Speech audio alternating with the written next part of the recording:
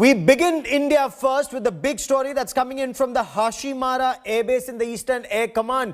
The Indian Air Force has formally inducted Rafale aircraft into the number 101 Squadron at the Air Force Station Hasimara in the Eastern Air Command. Air Chief Marshal RKS Bhadauria, Chief of the Air Staff, presided over this induction ceremony. There was an impressive flypast heralding the arrival of the Rafale aircraft to Hasimara, followed by a traditional water cannon salute.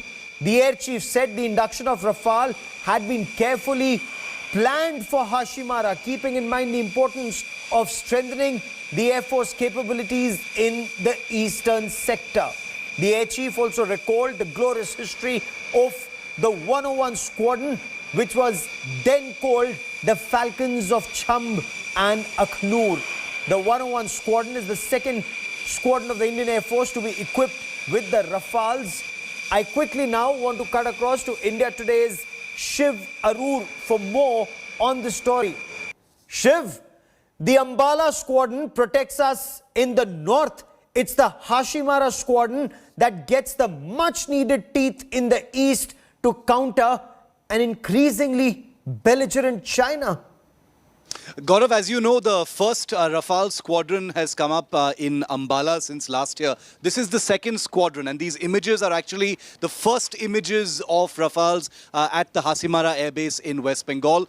This is the second unit. It's called the 101 Squadron, codenamed the Falcons. So this is the second Rafale squadron. The entire thought process behind getting 36 Rafales was to have these two squadrons, one that would be focused on the northern and western flanks of India, and the second squadron, which is this one in Hasimara, to be focused on the border with China and the eastern sector. So this is extremely crucial, very important. India already has a lot of Sukhoi 30 squadrons in some of these areas, but the Rafales obviously offer a generational leap in terms of technology, weapons and sensors. The ones that are based in Ambala have been flying over Ladakh, as you've reported, as you've covered from Ladakh. As a matter of fact, these will be flying across the eastern sector as well as over the Bay of Bengal whenever necessary. So very important force aggression for the Indian Air Force.